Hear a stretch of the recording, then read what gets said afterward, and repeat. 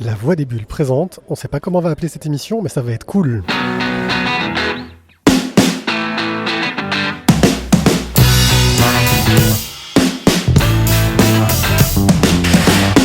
Nous avons eu la chance d'être invités à l'inauguration du parc Spirou Provence. Alors là on est devant, on fait la queue, on attend. Et ça a l'air plutôt pas mal. Je suis avec Thio. Salut Thio. Hello. Bon alors t'attends quelque chose de ce parc pour le moment ? Le marsu. J'attends Marsupilami, obligé. Non, écoute, à mon avis, une bonne journée, surtout de se dire qu'on va avoir enfin peut-être un grand parc d'attractions dans le sud de la France, ça c'est cool. Voilà. Oui, en plus on a du bol, on a un temps au top alors que en ce moment c'est plutôt orageux, donc on savait pas trop à quoi s'attendre. On voit déjà les attractions qui commencent à tourner un peu à gauche à droite en démonstration, ils sont en train de les préparer, on va pouvoir en essayer quelques-unes, pas toutes. Et là ça y est, on nous fait signe de pouvoir rentrer, on va vite filer dedans parce qu'on a trop hâte. Bienvenue au Moustique. Là on a travaillé comme des dingues, on est en train d'essayer de se remettre de nos efforts. Hop, on nous amène même des petits trucs à manger, c'est super. Voilà, on a fait toutes les attractions qui étaient ouvertes, elles n'étaient pas toutes ouvertes et on a été très professionnels. Très professionnel. Là on profite un peu, on fait des piques-assiettes. On a pris des leçons de l'apéro du Capitaine. Merci l'apéro du Capitaine pour tout ce que vous nous avez appris. Donc les attractions. Il y avait la plupart des roller coasters qui étaient ouverts. Malheureusement, toutes les attractions indoor, tout ce qui est avec casque, lunettes 3D, sièges qui bougent, projections, etc., on n'a pas pu les faire et pourtant elles sont assez encourageantes, dont un Zombillenium, moi, qui me fait très envie. Puis on en a fait quelques-unes. On va commencer par celle où on a été les premiers à rentrer dedans. C'est le Fantasio Rodeo. Alors le Fantasio Rodeo. Les premiers clients dans l'attraction. Ouais, la classe. Alors t'en as pensé quoi ? Sympa le Fantasio Rodeo, c'est la petite attraction qui paye pas de mine. Mais voilà, ça te secoue juste un petit peu, c'est sympa, ça, tu rigoles. Voilà, à faire avec des gosses, c'est sympa. Vraiment très cool. On a aussi fait un roller coaster. Le Spirou Racing, c'est le gros truc, c'est l'attraction qui est censée le plus bouger derrière, et ça bouge plutôt pas mal. Moi je me suis bien éclaté. Ça fonctionne très bien. Après il faut avoir une cliente. Il faut qu'il y ait quelqu'un dans le roller coaster qui hurle. Ouais, parce qu'on l'a fait 2 fois. La première il y avait personne qui hurlait, c'était sympa. Et puis la deuxième, waouh, comme il y avait des sensations. C'est ça, en fait dès que quelqu'un crie tu te dis c'est que ça va être trop bien. Ouais, voilà, faut embaucher des hurleurs en fait pour les premiers essais, pour que les gens aient des bonnes critiques. Le Oobi Ooba, c'est une sorte de truc qui monte et qui descend et qui nous fait un peu de chute quoi. Et moi j'ai adoré parce que c'est très très fun, c'est très souple et vraiment ça bouge bien, c'est bien cool. En plus donc du coup il y en a 2, il y a le Ooba qui secoue un peu plus et le Oobi qui secoue un peu moins. Donc à vous de choisir, ça fait 2 ambiances en fait, 2 salons. On a aussi fait le Wanted by Lucky Luke. Encore un roller coaster un peu classique, un peu plus doux, on pourrait rapprocher du train de la mine de chez Disney dans l'idée. En beaucoup plus court, mais oui, c'est ça. Ouais, globalement, ça reste des roller coasters assez courts, c'est un peu le reproche qu'on pourrait faire. En plus, on n'a pas encore, c'est encore en chantier, ça va dans 15 jours, mais il y a encore un peu du taf. Il n'y a pas toutes les ambiances musicales, il n'y a pas tous les animatronics dans les fils, mais bon là on s'en fout, il n'y a personne dans les fils, donc voilà, ça manque un petit peu de tous ces petits détails. Par exemple, on a plein d'endroits où il y a la terre qui a été labourée, mais ils n'ont pas encore rien planté. Donc voilà, on voit que ils se lancent dans 15 jours, ils sont un peu... il y a encore un peu du travail, on voit les peintres travailler en direct. Et voilà, qu'est-ce qu'on a fait d'autre ? On a fait le tour là ? Non, on a fait le Champignac. Non, le Champignac, le aéro-Champignac. Ouais, moi ça m'a presque rendu malade, mais c'est parce que je suis une petite nature. C'est un petit manège en fait avec des chaises qui sont suspendues à des chaînes et ça tourne. Ça monte, ça descend, ça se penche, c'est pas mal. Bon, à la fin du premier trajet, on a eu le dictateur qui a dit que voilà, c'est une attraction interdite dans son pays, que désormais on ne la ferait plus jamais. Et puis on a eu aussi droit aux mascottes. Voilà. Marsu et Spirou. Voilà. Marsu, Spirou, et la femme du Marsupilami, je sais pas, sa compagne, je sais pas s'ils sont mariés. Si en Palombie, le mariage, ça marche pareil. Aucune idée. Voilà. Et puis voilà, il y a des boutiques, une librairie. Globalement, moi j'ai bien aimé, mais je vais demander son avis à Thio. Qu'est-ce que tu penses globalement du parc en l'état et puis aussi par rapport aux perspectives qu'il y a vis-à-vis du développement, de l'avenir et puis des trucs qui sont ouverts qu'on n'a pas pu voir quoi.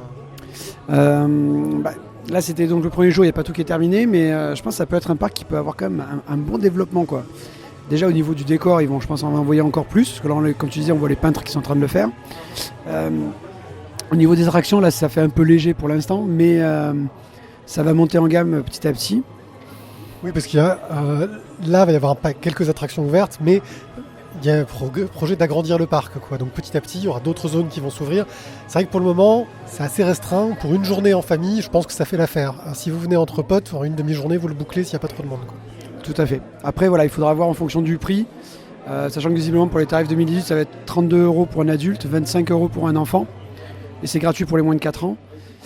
Voilà, ça fait quand même un gros budget. Je dirais, faudra voir quand il y aura tous les trucs en intérieur avec les VR qui seront actifs. Pour nous qui sommes pas loin, ça vaut le coup, je trouve, pour s'organiser un truc un peu exceptionnel dans l'été, tu vois, ou dans l'année même pour le coup, c'est l'avantage. Mais c'est vrai que peut-être pas encore faire un gros trajet pour venir exprès, quoi. C'est ça. Mais franchement, c'est en tout cas une très bonne journée qu'on passe. Oui, et ça promet en tout cas un beau développement sur le parc.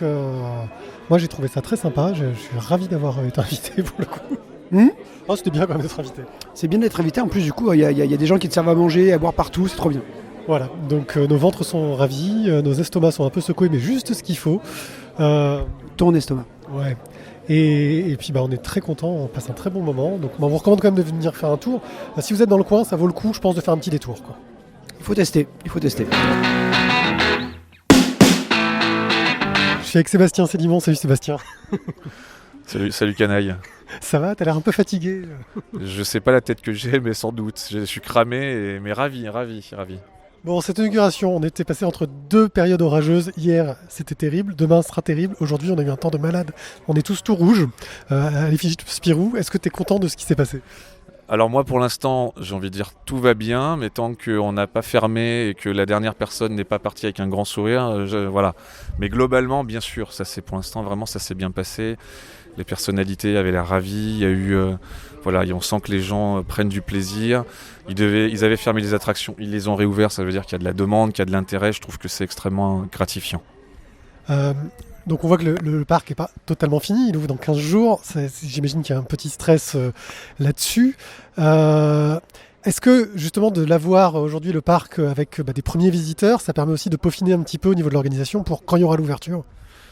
Vraisemblablement, il y a une part de montée en régime, ne serait-ce que pour les équipes d'accueil, parce que là on a plus de 200 personnes, 200 salariés sur le parc qui accueillent les gens, qui sont donc pour eux c'est un super exercice grandeur nature, sachant que de toute façon la consigne c'est d'être charmant et sympathique et gentil avec tout le monde qu'il soit, quel que soit le jour, que ça soit un jour entre guillemets commercial ou qu'à l'inverse ça soit un jour comme ça d'inauguration, mais il faut que on soit diapason tout le temps.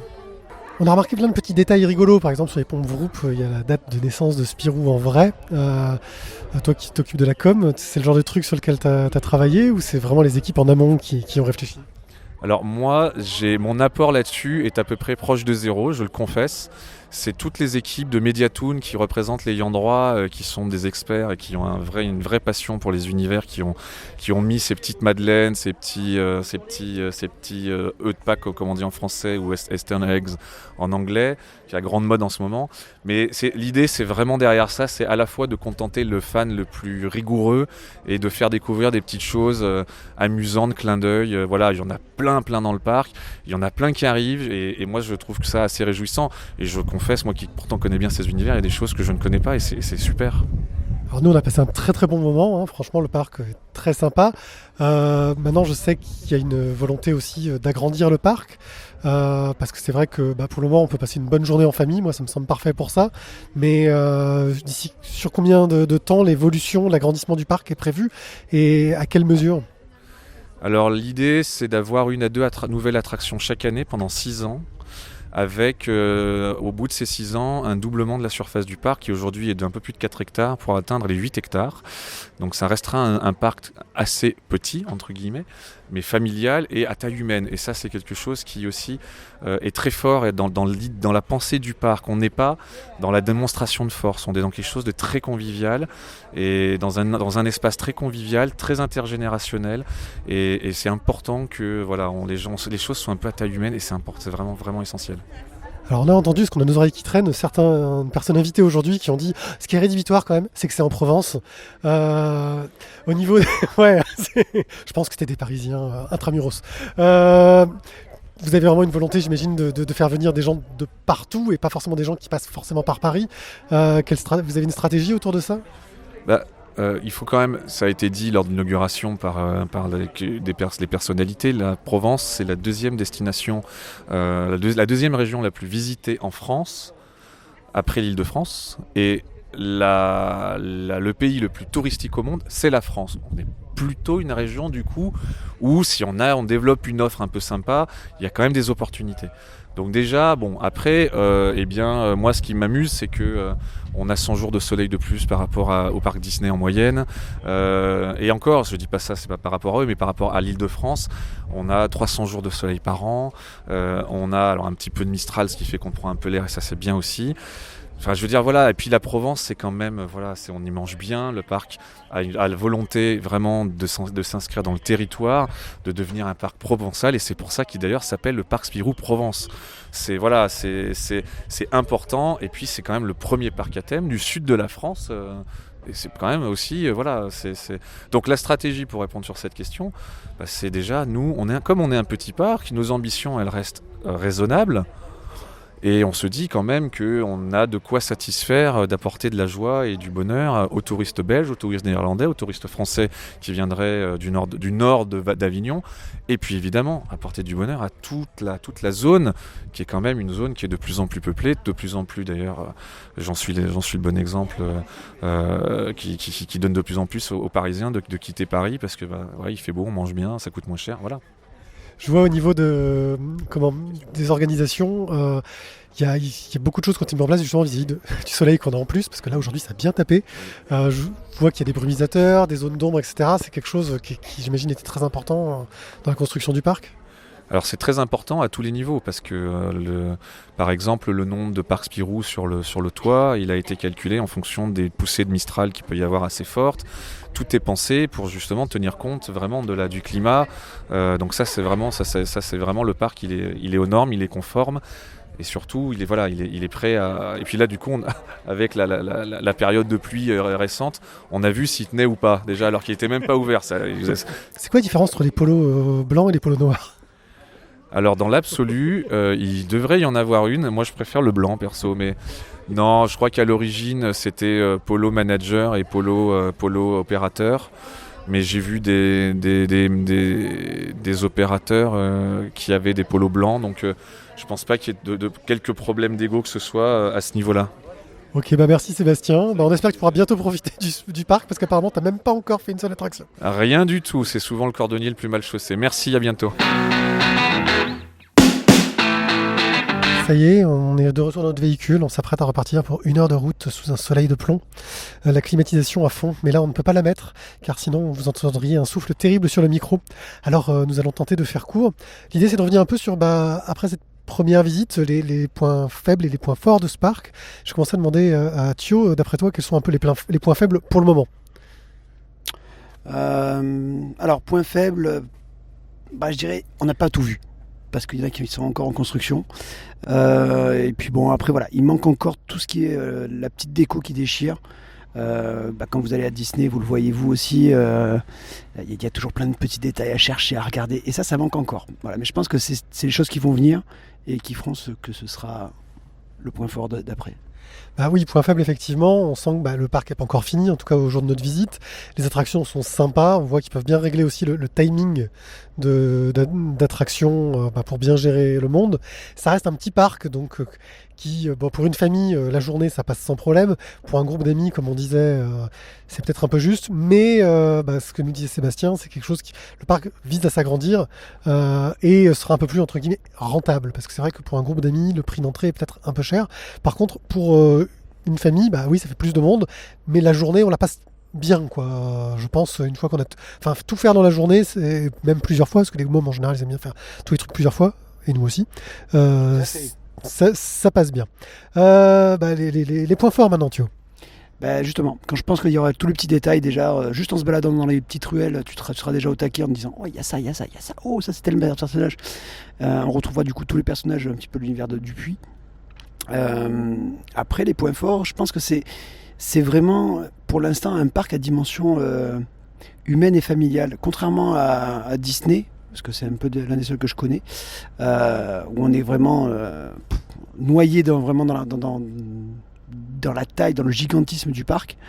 Là, on a un parc qui est plus petit, certes, mais je pense que du coup, voilà, y venir en famille, ça peut être aussi vachement agréable parce que justement, il n'y a pas tout ce côté énorme et gigantesque. Donc une petite ambiance sympa, je pense que voilà, ça va être, comme tu disais, la bonne destination familiale de week-end. Bah, nous, pour le coup, le vrai point fort, c'est que c'est à 1 heure de chez nous. Et ça, je veux dire, c'est quand même plus facile que d'aller à Disney. C'est-à-dire qu'on peut, dans la journée, se faire l'aller-retour, quoi, sans devoir se payer un transport, un hôtel, une logistique de malade, 3 heures de môme qui hurlent dans le train. Et moi, je trouve déjà ça plutôt très très bien pour nous et puis pour toute la région provençale, en fait. Ouais, même si ce qu'on disait, c'est peut-être encore un peu cher par rapport à la taille du parc, ça reste un truc qui, exceptionnellement, peut se permettre une fois par an, tranquillement, d'y aller. Quoique même, il va y avoir des abonnements annuels qui, me semblent, vont être plutôt intéressants. Bon, sur ce, on vous remercie de nous avoir écoutés. On espère que vous allez visiter le parc et que vous y trouverez votre bonheur. En tout cas, nous, il y a de grandes chances qu'on y retourne en famille. On vous dit à très bientôt et merci de nous avoir écoutés. Ciao, ciao. Ciao, ciao.